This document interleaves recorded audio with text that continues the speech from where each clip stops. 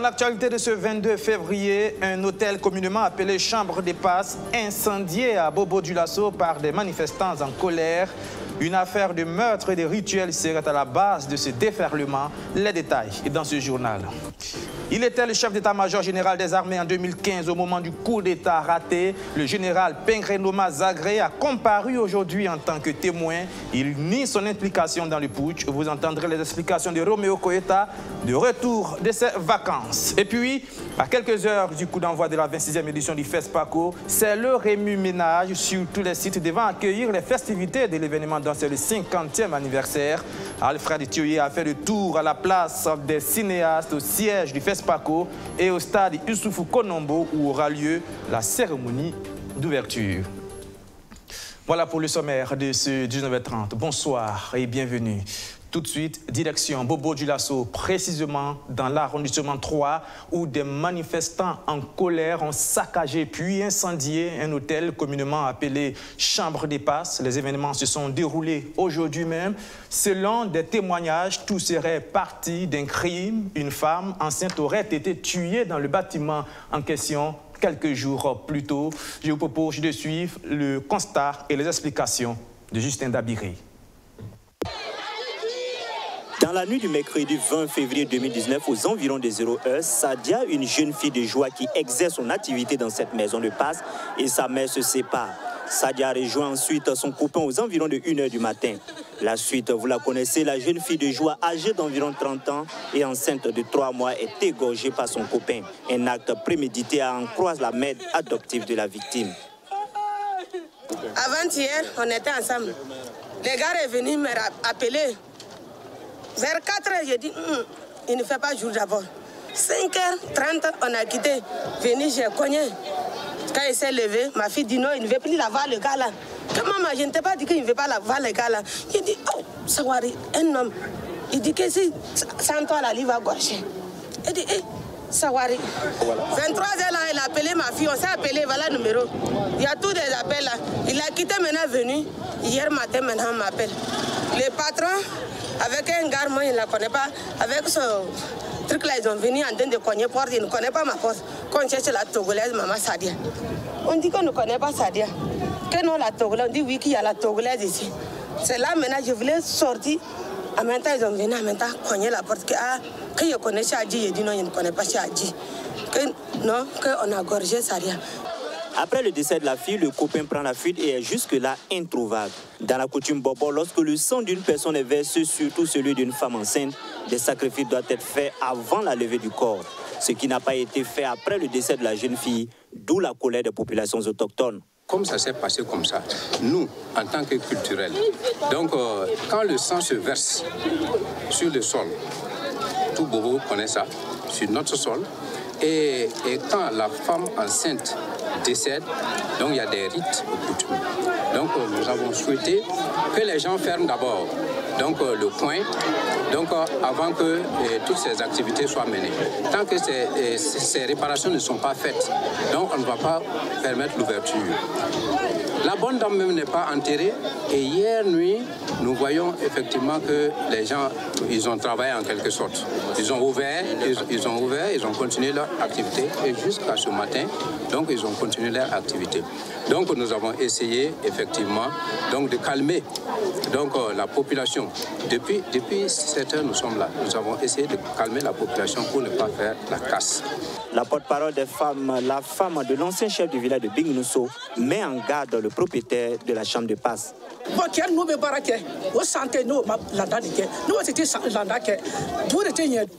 Nos hommes sont déjà sortis pour détruire les lieux, mais les propriétaires sont venus de construire pour reprendre ce travail.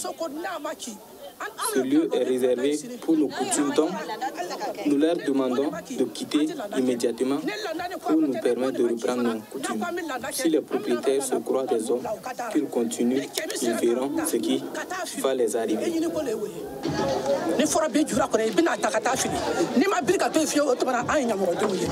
Au moment où nous quittions les lieux, les véhicules des sapeurs-pompiers tentaient de pénétrer le couloir qui mène à la maison de passe pour éteindre le feu sous la supervision et le regard de la police qui tentait de calmer les manifestants.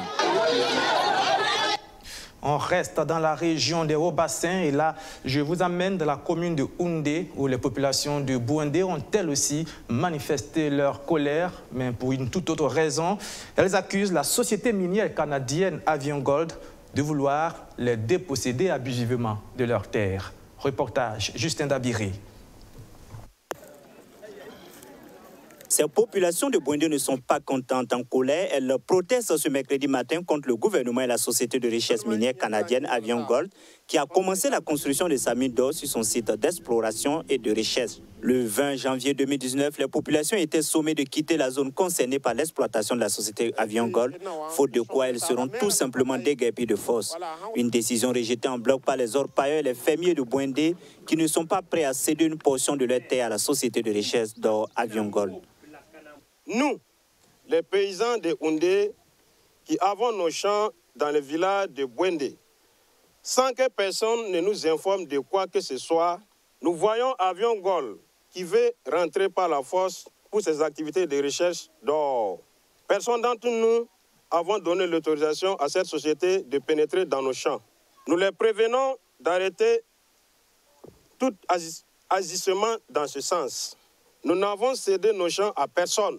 Nous prenons l'opinion nationale à témoin et interpellons le gouvernement et Avion Gold à se démarquer de toute expropriation de nos champs. Ce site d'orpaillage à Bouendé est fermé depuis octobre 2018. Le propriétaire qui employait près de 3000 personnes est sommé par la société Avion Gold de quitter le site minier qui fait partie de sa zone d'exploitation. Mais Mohamed Traoré, le président de la coalition des fermiers de Bouendé et ses camarades sont catégoriques. Ils ne sont pas prêts à abandonner leur terre. Il va falloir qu'on interpelle nos autorités pour dire que trop c'est trop.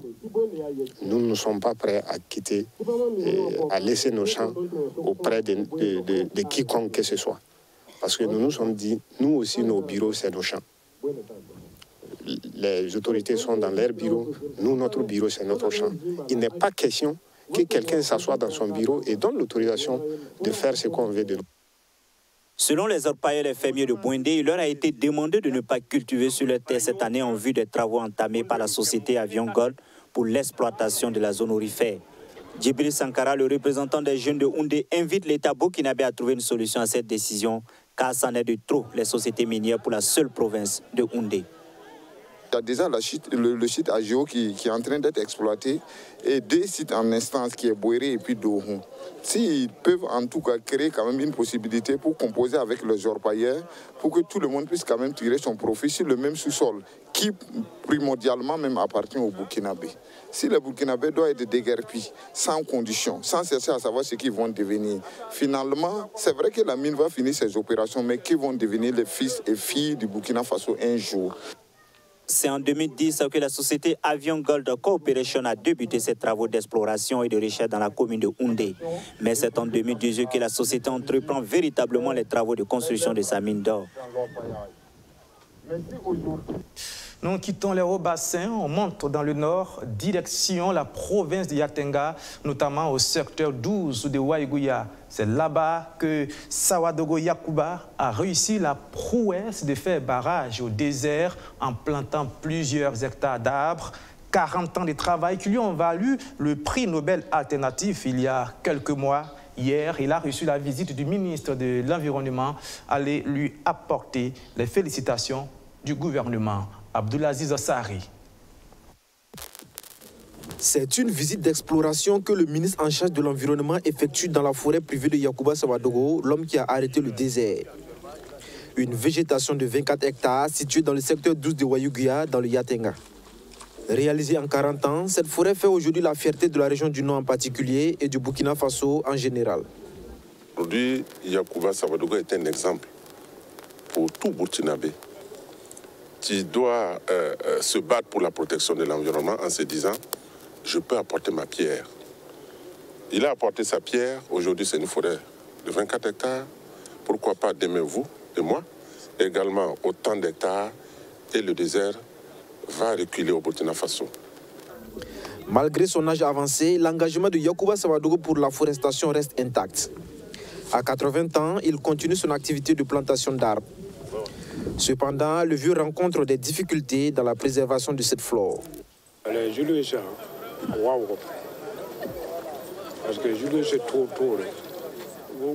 Nous rencontrons plusieurs difficultés dans la préservation de cette forêt. D'abord, l'espace n'est pas loti. En plus, des individus viennent souvent à mon insu abattre certains arbres que j'ai mis 40 ans à préserver. Nous demandons aux autorités de lotir la forêt, mais aussi de la clôturer.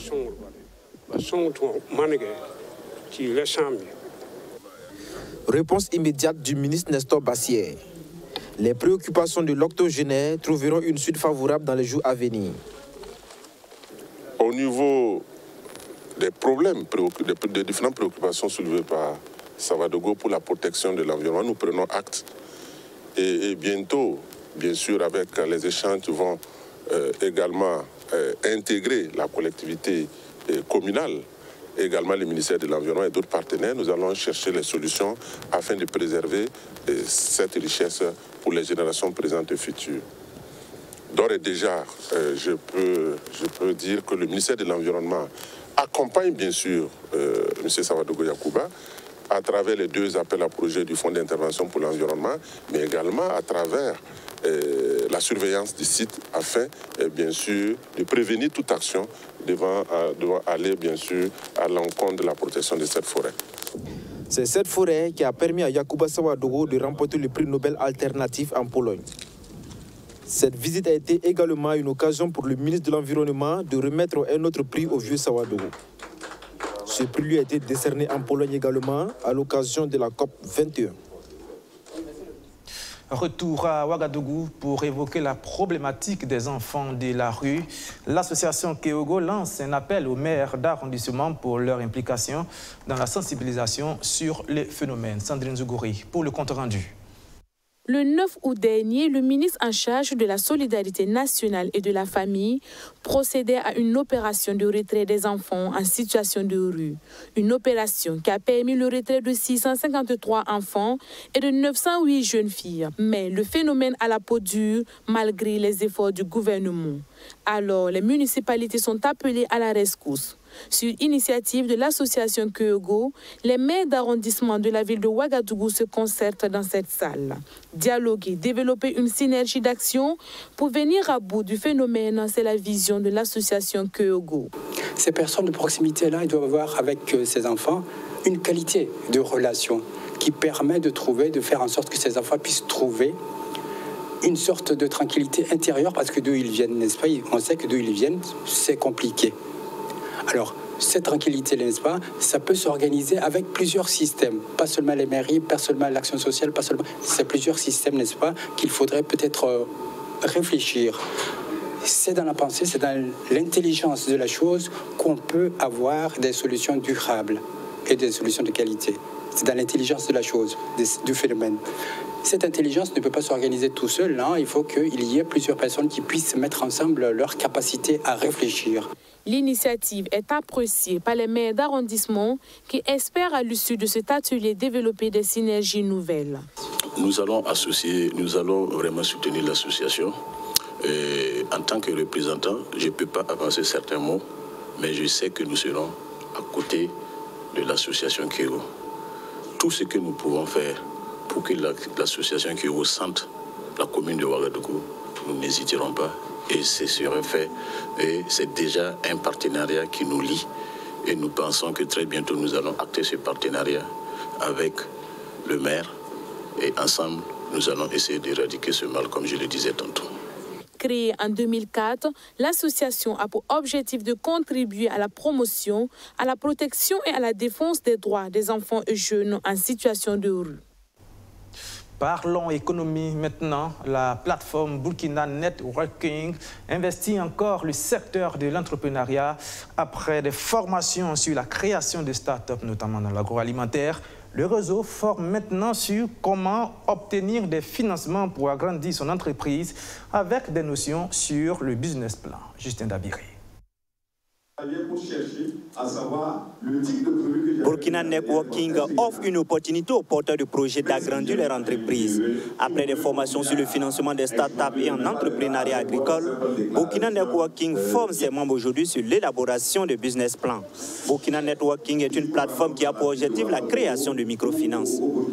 Et Burkina Networking, c'est une plateforme de réseautage qui met en relation et en réseau des autres porteurs de projets, des institutions bancaires et puis aussi qui met en place aussi le marché. Et vu que nous sommes orientés dans tout ce qui est transformation de produits agricoles, notre objectif c'est de pouvoir mettre en place des micro-industries. Et afin que ces micro-industries-là puissent bénéficier des opportunités qu'offrent aussi les sociétés minières de la région du Grand Ouest. Abdulaziz Sy a des associés pour faire fonctionner sa plateforme. Au cours de cette formation, il est question d'apprendre aux participants la nécessité de protéger leurs biens. La marque c'est Nounouna et ils vendent du savon, ils vendent du beurre de karité avec l'étiquette Nounouna. Donc si vous avez payé ça à Ouara, si vous vous retrouvez à Bobo, à Koudougou et que le savon vous a plu, il suffit seulement de demander Nounouna. Mais si c'est sans nom comme pour vous, vous allez commencer à décrire devant le boutiquier ou le responsable de magasin que c'est ce que les sœurs viennent déposer. Est-ce que c'est uniquement les sœurs de votre zone, de votre institut qui font du pain ou qui font du miel? Si vous créez votre entreprise, il faut aller vers l'OAPI pour protéger. Si vous avez un nom pour votre produit, il faut aller également pour la protection. Les participants à cette formation, comme cet élève agent technique d'agriculture, apprécient les initiatives de Burkina Networking. Une formation qui lui a permis aujourd'hui de mettre en place sa propre entreprise. La formation, ça a été une bonne chose pour moi parce que j'ai pu avoir des connaissances en ce qui concerne la création d'entreprises.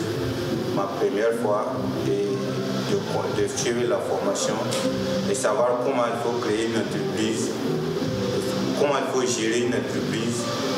Donc il y a toutes ces connaissances-là que j'ai acquis à travers ces 3 formations. Et ça m'a permis également d'élaborer un plan d'affaires. Et donc mon projet c'est embauche bovine. Selon le concepteur de Burkina Networking, Abdulaziz Sy, à l'issue de cette formation, la plateforme fera une sélection rigoureuse des meilleures entreprises. Ces entreprises auront des financements pour développer leurs activités. Dans l'actualité internationale, vous le savez, ce dimanche, c'est l'élection présidentielle au Sénégal. Et bien, dans ce cadre, un débat public a été organisé. Il a mis face à face deux des 5 candidats en liste. 2 des 5 candidats à la présidentielle sénégalaise, Ousmane Sonko et Madické Niang, ont participé jeudi à un débat public à la Maison de la Culture d'Outasek à Dakar. Les 2 hommes avaient en face un panel citoyen, faute d'un grand débat commun.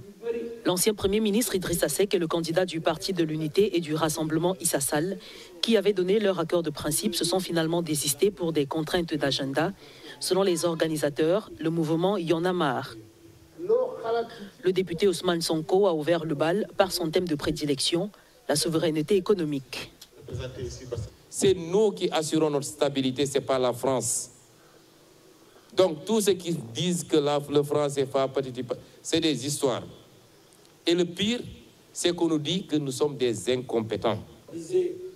Madické Niang, ancien ministre des Affaires étrangères, a promis la relance de l'agriculture et de l'industrie, ainsi que la création d'un ministère des Affaires religieuses, entre autres. Grand absent à ce débat, le président Macky Sall, qui n'avait pas accepté l'invitation de Y en a marre, encore moins donné suite aux sollicitations d'autres membres de la société civile. Voilà, on revient à Ouagadougou pour parler maintenant d'entrepreneuriat et d'innovation. C'est aussi là les marques de NG Thierry. La structure offre aux entreprises des services leur permettant de gérer au mieux les questions énergétiques.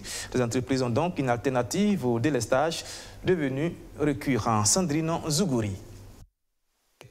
Tour à tour, ces experts de l'énergie font une présentation sur l'écostructure énergie solaire et environnement, des exposés pour convaincre ces chefs d'entreprise d'adhérer à leur système. Une opportunité pour soulager les entreprises qui traversent des difficultés liées à l'énergie, notamment les coupures et les baisses de tension. L'écostructure, en fait, c'est un concept, c'est une architecture qui permet donc de superviser un site, c'est-à-dire qui permet de superviser, de gérer le fonctionnement ainsi que la gestion de l'énergie d'un site donné à travers des logiciels spécifiques, des logiciels intelligents qui sont développés avec nos partenaires, notamment Schneider Electric. Et ces solutions-là, nous voulons donc les mettre au profit des entreprises industrielles et bien entendu les bâtiments commerciaux à usage commerciaux donc, du Burkina pour qu'ils puissent assurer une meilleure efficacité de l'énergie donc, dans leurs installations. À travers cette présentation, NJ Thierry, qui excelle dans la production d'énergie, partage son expérience de 15 ans dans le domaine de l'énergie à ses partenaires afin de leur proposer des solutions pour un accès à l'énergie pour tous. Et nous, avec le groupe NJ, nous avons de nouvelles solutions que nous pouvons apporter donc, pour résolver ces difficultés-là. Et ce sont ces solutions-là que nous sommes venus présenter également aujourd'hui. Séduite par la qualité des produits présentés, la Mabusig pense trouver son compte. Cette formation va nous permettre de revoir ce qu'on avait prévu dans nos investissements, peut-être d'intégrer des lignes à l'intérieur. Ce que je vois, parce que les produits qu'on nous présente, je crois bien qu'on va en tenir compte. Je crois qu'on va proposer les produits que nous avons vus ici à la présentation et on verra bien si on peut intégrer certains dans nos futurs investissements. NJ Thierry, qui s'est affilié au groupe NJ en 2010, offre des services à l'énergie tels que dans l'énergie solaire et environnement, dans l'électronique et automatisme, dans la maintenance et dans l'ingénierie. Comme depuis le début de cette semaine, venons-en maintenant à notre série de reportages en route pour le FESPACO. Dans moins de 24 heures va s'ouvrir la 26e édition du Festival de cinéma et de la télévision panafricaine de Ouagadougou. La cérémonie d'ouverture va se dérouler au stade Youssoufou Joseph Konombo, où on le devine, ce sera la fête pour cette 26e édition qui coïncide avec le 50e anniversaire de ce grand rendez-vous du cinéma africain. C'est donc le remue-ménage sur tous les sites concernés pour mettre les bouchées doubles, place des cinéastes, siège du FESPACO, stade Joseph Konombo. Alfred Thioyer s'est rendu sur les lieux. «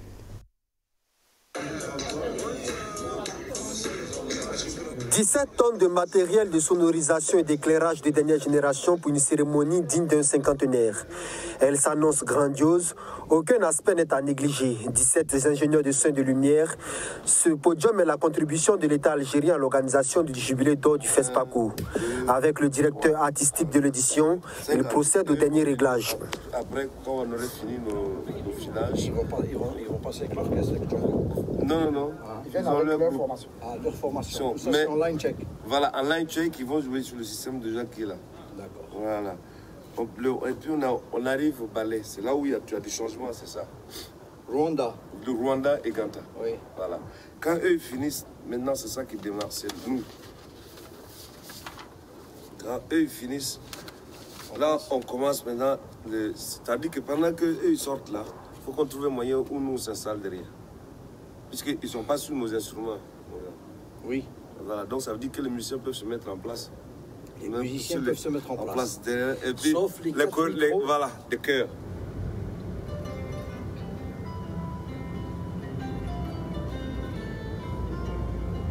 Nous sommes à J-1 de la célébration des 50 ans du FESPACO. En ville, l'ambiance est toute particulière. Une demi-heure à parcourir entre la place des cinéastes et le siège du FESPACO. L'autre paire de manches, l'accès à la cour. Vous venez dans quel cadre? Moi, c'est la restauration. D'accord. Et vous avez déjà votre stand, tout est OK pour vous? Tout est déjà OK. D'accord. Mais l'entrée, combien de temps est-ce que vous avez mis dans la file? Ça vaut 2 heures de temps. 2 heures de temps. L'intérieur de la cour grouille de monde, installation de tentes, décoration, bref, elle fait progressivement sa mue. Ça se passe ici. On est juste des décorateurs. On pense que cette année, ça va être bon. On espère bien.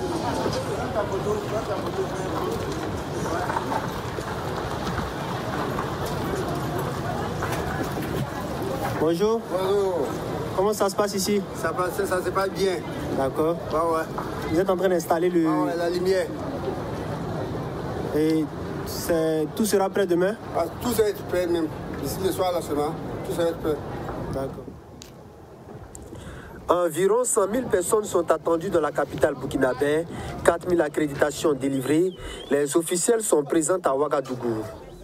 L'édition se tient dans un contexte sécuritaire quelque peu difficile, mais le président du comité d'organisation veut croire à la magie de la culture. Samuel Ousmane, j'ai fait la dernière grande interview de Samuel Ousmane sur le plateau Molade à Sobar en 2003. Il m'a dit ceci que je n'oublierai jamais.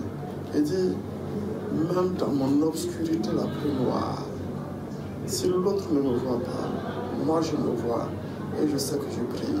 Et c'est le Facebook qui me permet de savoir que je brille. C'est pas parce que le contexte sécuritaire est un peu compliqué qu'on ne va pas venir. Parce que venir à ce cinquantenaire, venir célébrer le cinéma africain, venir célébrer ceux qui ont offert ce cadre d'expression-là, c'est déjà un accomplissement. Parce que la seule, en tout cas l'arme la plus efficace contre l'extrémisme, c'est l'expression de nos diversités. Vous voyez? Donc, je ne dis pas que la question sécuritaire n'est pas importante. Du reste, on a au niveau de la commission, du comité, une commission sécurité qui me fournit le rapport tous les jours. Confidentiel. Nous prenons les dispositions.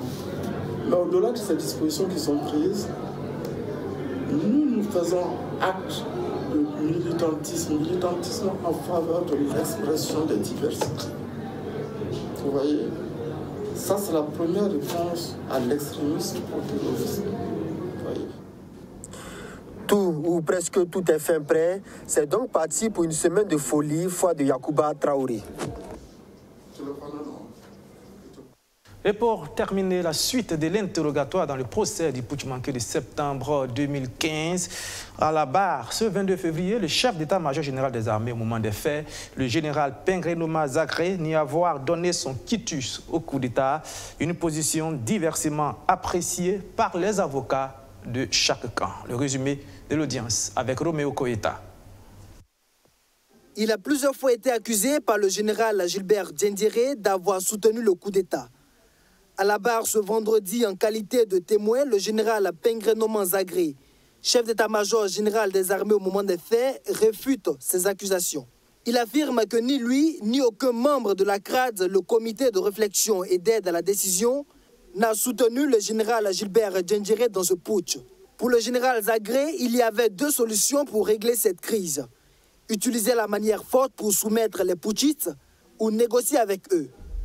Mais la solution la plus appropriée et la plus sage, selon lui, était la négociation qui permettrait tout simplement d'éviter l'affrontement entre des militaires d'une même armée.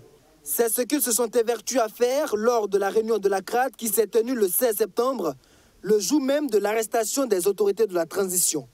La réunion s'est tenue de 17 h à 3 h du matin, précise le général Zagré. Il s'agissait selon lui de convaincre le général Diendéré de libérer non seulement les autorités, mais aussi l'emmener à abandonner son projet. Des éléments du RSP ont opposé un refus,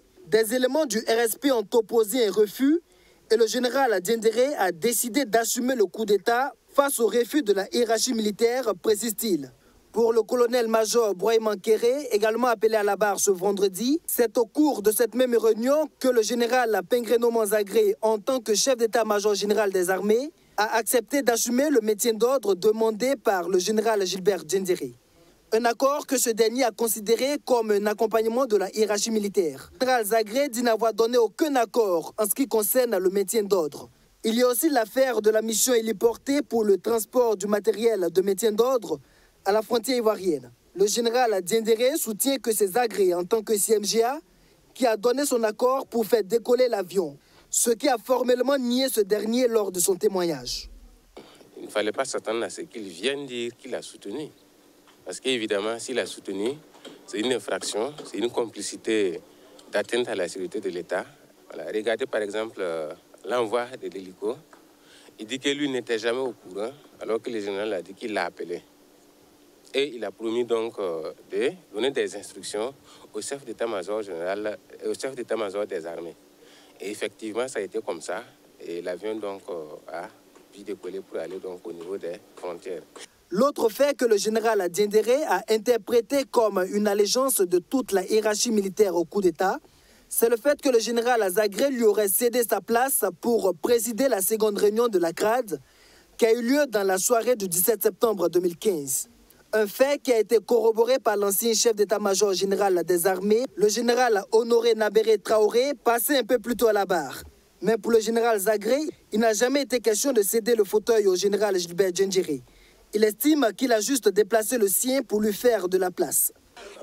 Les deux se contredisent. C'est clair que même sur certains propos du général Zagré, il est en contradiction avec d'autres témoins. Si je prends l'exemple du fait de savoir s'il a cédé, s'il aurait cédé son siège donc, au général Diendéré en lui faisant présenter les honneurs par les autres officiers supérieurs qui étaient à la réunion, lui est catégorique pour dire non. Mais je note par exemple que le général Traoré, lors de sa comparution, a dit que cet épisode a eu lieu. Par contre, ce que je note, c'est que j'ai comme l'impression que dans notre armée, il y avait bien des problèmes. J'ai comme l'impression qu'il y avait un certain conflit entre certains supérieurs. On le voit pour ce premier jour d'audition du général Zagré, les avis sont partagés. Son interrogatoire se poursuivra le lundi 25 février prochain. Voilà, et c'est la fin de ce journal. Merci de l'avoir suivi et merci de votre fidélité tout au long de ces jours. Ne quittez pas la télévision BFM, surtout tout à l'heure le journal en moré et puis à 21h00 le Sport Time avec John Williamson.